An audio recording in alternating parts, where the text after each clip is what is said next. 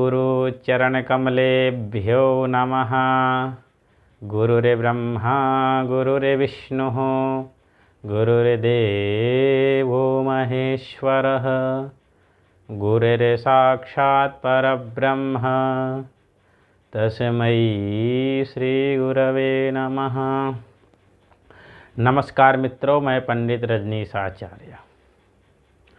आज आपके लिए मैं जन्म कुंडली में फिर विषय लाया हूँ सरस्वती योग। आप इसके नाम से ही अनुभव लगा सकते हैं कि यह योग कैसा है, वह कितना प्रभाव देने वाला है, वह इस योग से किस चीज़ की प्राप्ति हो सकती है। मित्रों, जिस जातक या जातिका के कुंडली में यह योग होता है वह अत्यंत भाग्यशाली व कोई भी कार्य अगर प्रारंभ करते हैं तो उसमें उनको सफलता अवश्य प्राप्त होती है। मित्रों, सरस्वती में योग में उत्पन्न जातक व किस प्रकार के होते हैं, क्यों फलित नहीं होता सरस्वती योग? अगर किसी जातक या जातिका के कुंडली में सरस्वती योग है तो क्यों फलित नहीं, उसका फल क्यों नहीं मिल पाता सरस्वती योग होने के बावजूद भी? क्या होता है सरस्वती योग?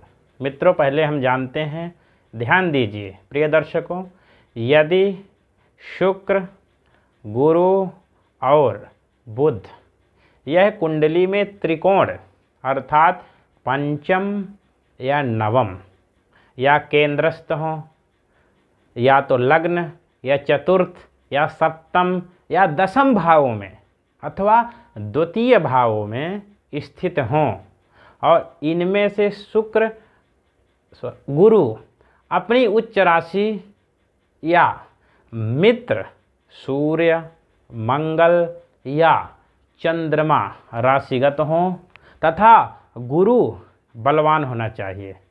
अगर गुरु बलवान हो तो सरस्वती योग का जातक या जातिका के कुंडली में निर्माण होता है। अब मित्रों, सरस्वती योग में उत्पन्न जातक कैसे होते हैं? मित्रों, जिस जातक या जातिका के कुंडली में सरस्वती योग होते हैं वह किस प्रकार से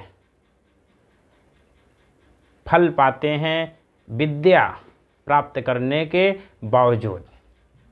सरस्वती योग में उत्पन्न जातक अति बुद्धिमान पाए जाते हैं। जिस जातक या जातिका के कुंडली में सरस्वती योग से उत्पन्न जातक नाट्य, गद्य, गणित, अलंकार आदि के विशेषज्ञ पाए जाते हैं।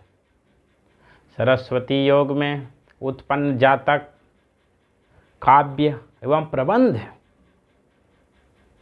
शास्त्रों के रहस्य के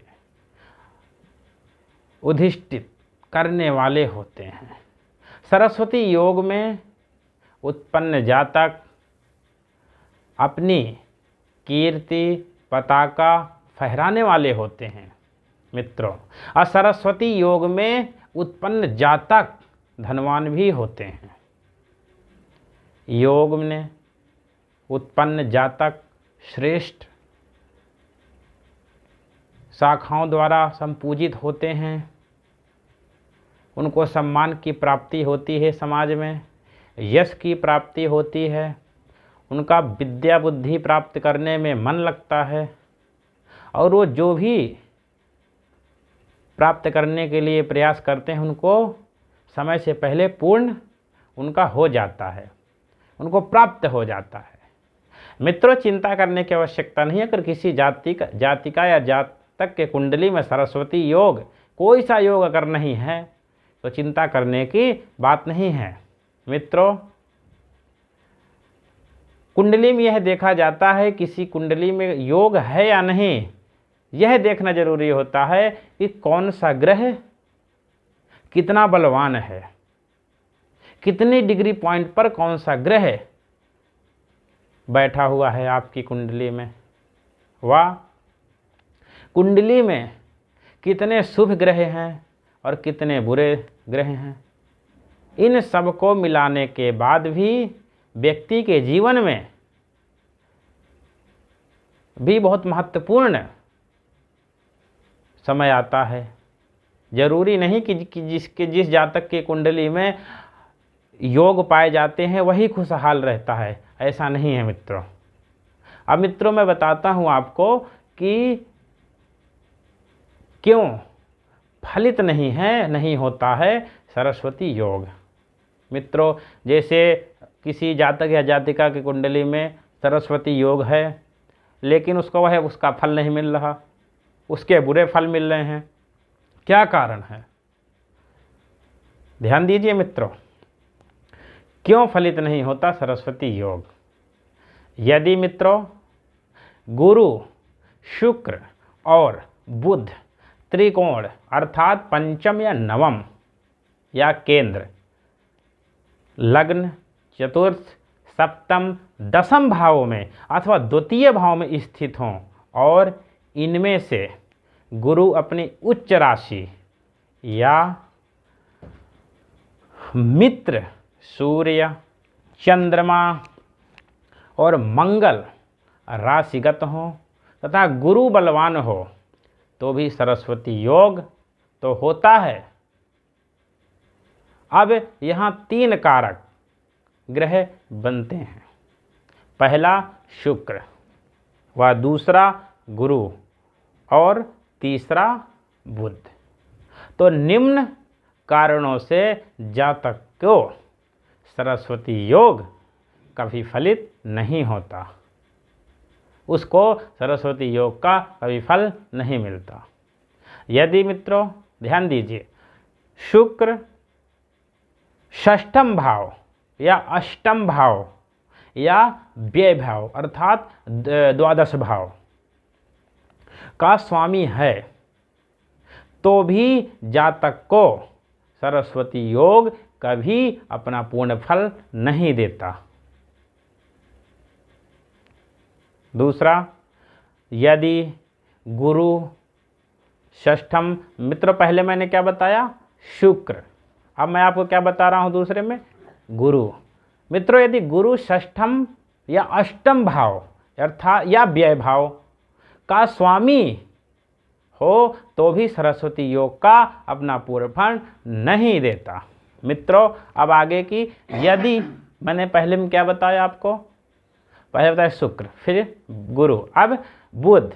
मित्रों यदि बुध षष्ठम भाव या अष्टम भाव या व्यय भाव का स्वामी हो तो भी पूर्ण फल नहीं मिलता जातक या जातिका के कुंडली में। मित्रों अब यदि शुक्र बालावस्था या वृद्धावस्था या मृत अवस्था में हो तो भी जातक को पूर्ण फल नहीं मिलते। मित्रों मैंने क्या बताया अभी? शुक्र अर्थात बालावस्था में हो, वृद्धावस्था, मृत अवस्था। अब दूसरा क्या है? गुरु। मित्रों अगर गुरु बालावस्था या वृद्धावस्था या मृत अवस्था में हो तो भी सरस्वती योग का पूर्ण फल नहीं प्राप्त होता। मित्रों अब तीसरा क्या है? बुध। अगर बुध भी बालावस्था, वृद्धावस्था या मृत अवस्था में हो तो भी जातक को सरस्वती योग का पूर्ण फल नहीं प्राप्त होता। मित्रों चिंता की कोई बात नहीं, अगर किसी व्यक्ति के कुंडली में कोई योग नहीं है तो इसमें घबराने की या चिंता करने की आवश्यकता नहीं।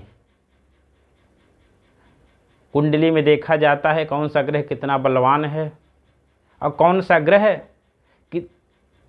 किस भाव पे अपनी कितनी अच्छी दृष्टि डाल रहा है, जिससे व्यक्ति के कार्य भी बहुत बनते हैं।